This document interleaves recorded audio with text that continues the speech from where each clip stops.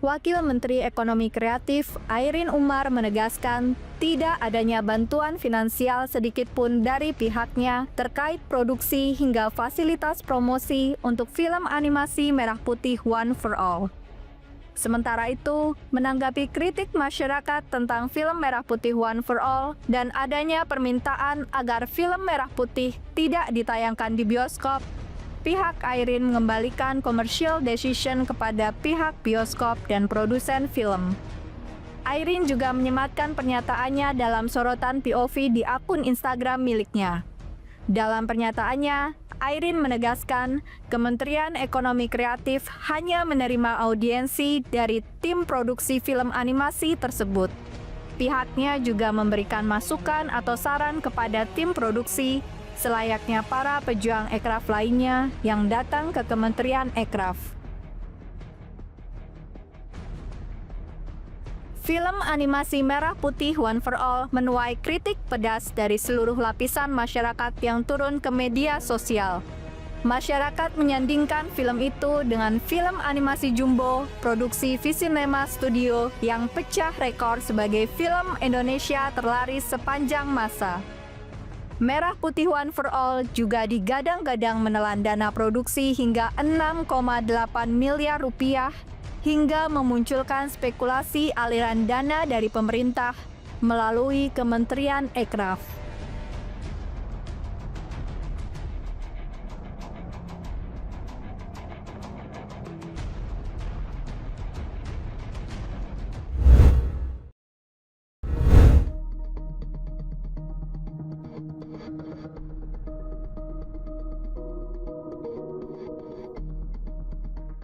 Komisi Pemberantasan Korupsi tengah mengusut dugaan suap ke pejabat Kementerian Agama terkait kasus dugaan korupsi dalam penentuan kuota dan penyelenggaraan ibadah haji pada Kementerian Agama tahun 2023 hingga 2024. KPK mengusut dugaan suap yang diberikan oleh para penyelenggara agen haji kepada pejabat Kementerian Agama. Pihak KPK pun memastikan berkomitmen dalam menuntaskan perkara dugaan korupsi kuota haji, terlebih dalam setiap prosesnya KPK akan berangkat dari alat bukti. Bahkan hingga kini KPK telah menjadwalkan pemanggilan ulang untuk mantan Menteri Agama Yakut Khalil Qomas. Panggilan tersebut berbeda dengan pemanggilan pada Kamis 7 Agustus lalu, yakni saat perkara tersebut masih dalam tahap penyelidikan atau belum penyidikan. Pada 9 Agustus lalu, KPK pun telah mengumumkan perkara tersebut telah naik ke tahap penyidikan.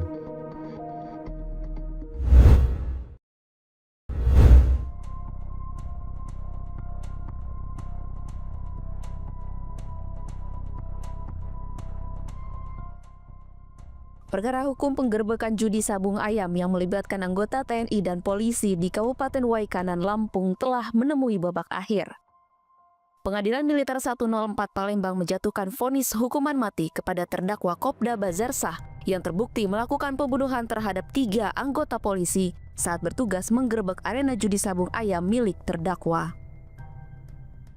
Ketua Majelis Hakim Kolonel CHK Freddy Ferdian Isnartanto menjelaskan, vonis terdakwa sesuai dengan tuntutan dari Auditurat Militer 105 Palembang yang disampaikan pada 21 Juli lalu. Namun terdakwa tidak terbukti melakukan pembunuhan berencana seperti dalam dakwaan primer karena terdakwa tidak mengetahui adanya penggerebekan. Sementara senjata yang digunakan untuk menembak memang biasa dibawa terdakwa untuk mengamankan arena. Hanya saja, terdakwa terbukti secara sah melakukan tindak pidana pembunuhan biasa. Selain itu, terdakwa juga dijerat dengan pasal berlapis 303 tentang perjudian dan Undang-Undang Darurat tahun 1951 tentang kepemilikan senjata ilegal. Barang siapa tanpa hak menerima, menguasai, membawa, menyimpan, menyembunyikan, dan mempergunakan suatu senjata api dan amunisi. Dan ketiga, barang siapa tanpa mendapatkan izin dengan sengaja menawarkan dan memberikan kesempatan untuk permainan judi dan menjadikan sebagai pencarian yang dilakukan secara bersama-sama. 4. Memidana terdakwa oleh karena itu dengan A. Pidana pokok, pidana mati. Cukup deg-degan, saya cukup lemas karena memang di 340-nya tidak terpenuhi, tapi saya yakin karena ada pasal berlapis yang diberikan oleh majelis hakim dan yakin juga karena ada perbuatan mengulang yang dilakukan oleh terdakwa. Memang dugaan kita tadi paling tidak di seumur hidup. Majelis Hakim menambahkan terdakwa juga dipecat dari keanggotaan TNI karena dengan sengaja telah mencemarkan nama baik TNI di masyarakat. Usai pembacaan vonis, Kopda Bazarsah melalui kuasa hukumnya menyatakan akan melakukan banding terhadap vonis yang dijatuhkan kepadanya.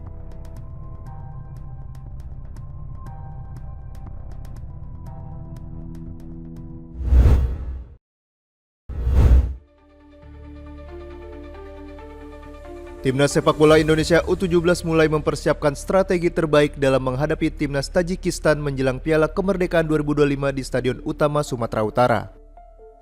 Pelatih timnas U17 Nova Arianto pada konferensi pers pre-match Piala Kemerdekaan yang diadakan Senin 11 Agustus menjelaskan, timnas U17 tidak menargetkan apapun pada laga ini.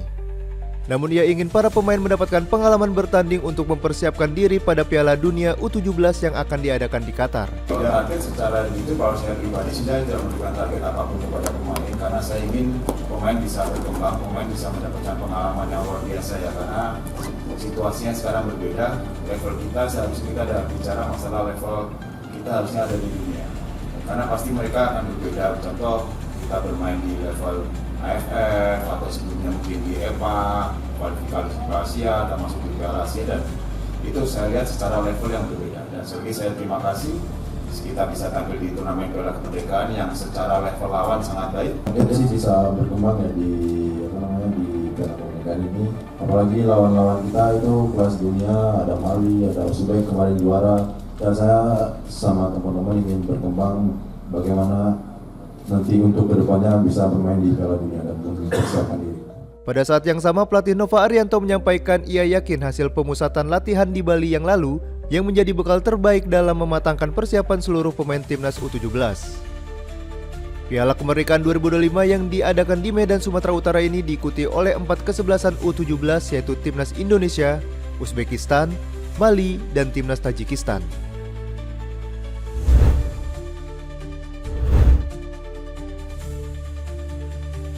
Bank Indonesia merilis survei kinerja penjualan eceran atau retail pada Juni 2025.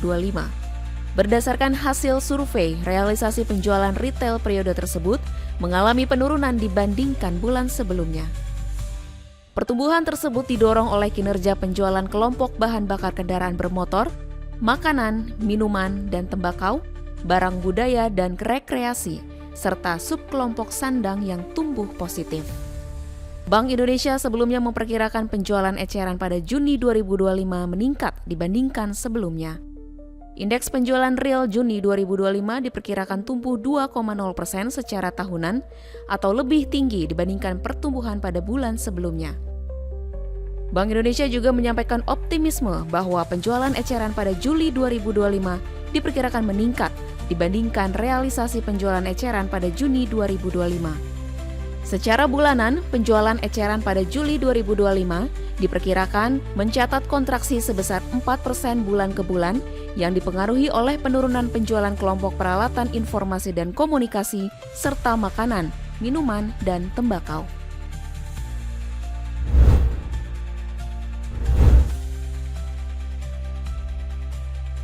Komisi DPRD DKI Jakarta telah mempersilahkan pihak swasta untuk mengelola Jakarta International Stadium atau JIS. Hal ini dilakukan mengingat biaya operasional stadion di kawasan Jakarta Utara ini telah membebani kinerja PT Jakarta Propertindo atau Jakpro. Diketahui beban operasional dan depresiasi JIS mencapai sekitar 200 miliar rupiah per tahun. Hal itu berdampak signifikan terhadap kinerja keuangan Jakpro yang sejak 2020 terus mencatatkan laba negatif di angka ratusan miliar rupiah. Sebelumnya Gubernur DKI Jakarta Pramono Anung Wibowo mengklaim banyak pihak yang ingin mengelola JIS. Menurut Pemprov DKI, ketertarikan pihak luar tidak lepas dari sejumlah perencanaan infrastruktur yang digarap di sekitar kawasan stadion. Sebut saja pembangunan jembatan penghubung ke Ancol, pemanfaatan JIS sebagai markas Persija Jakarta, hingga pemanfaatan stadion untuk kegiatan masyarakat.